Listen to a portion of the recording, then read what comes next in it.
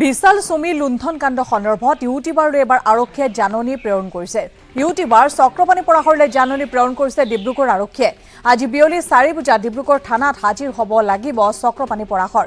বিশাল সুমিৰ লুণ্ঠনৰ কাণ্ডত চৰ্চালৈ আহিছিল চক্ৰপাণীৰ নাম আৰু সেইগৰাকী চক্ৰপাণী পৰাশৰক এইবাৰ আৰক্ষীয়ে জাননী জাৰি কৰিছে আৰু আজি সেই জাননী মতে আৰক্ষী থানাত উপস্থিত হ'বগৈ লাগিব। ইউটিউবাৰ চক্ৰপাণী পৰাশৰলৈ জাননী প্ৰেৰণ কৰিছে ডিব্ৰুগড় আৰক্ষীয়ে আৰু আজি বিয়লি 4 বজাত ডিব্ৰুগড় থানাত গৈ হাজিৰ হ'ব লাগিব চক্ৰপাণী পৰাশৰ আৰু সেই নিৰ্দেশ ইতিমধ্যে দিছে আৰক্ষীয়ে। বিশাল সুমিৰ লুণ্ঠনৰ কাণ্ডত চৰ্চালৈ আহিছে এইবাৰ চক্ৰপাণী পৰাশৰ নাম, যাৰ বাবে চক্ৰপাণী পৰাশৰক এইবাৰ আৰক্ষীয়ে হাজিৰ হ'বৰ বাবে নিৰ্দেশ জাৰি কৰিছে আৰু সেই মৰ্মে আজি বিয়লি 4 বজাত ডিব্ৰুগড় আৰক্ষী থানাত হাজিৰ হ'ব লাগিব চক্ৰপাণী পৰাশৰ।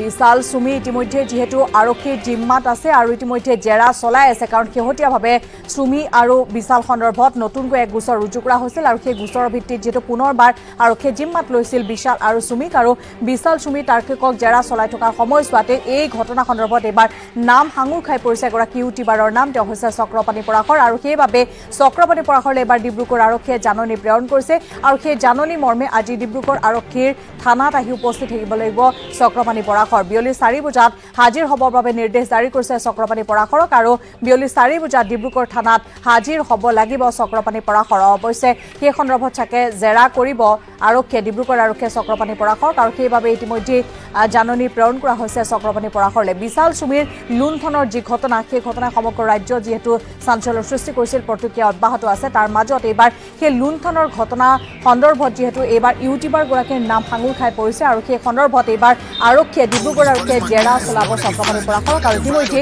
চক্ৰপাণী পৰাশৰক হাজিৰ হ'বৰ বাবে নিৰ্দেশ জাৰি কৰিছে আৰু সেইবাবে আজি বিয়লি 4 বজাত ডিব্ৰুগড় থানাত হাজিৰ হ'ব লাগিব চক্ৰপাণী পৰাশৰ।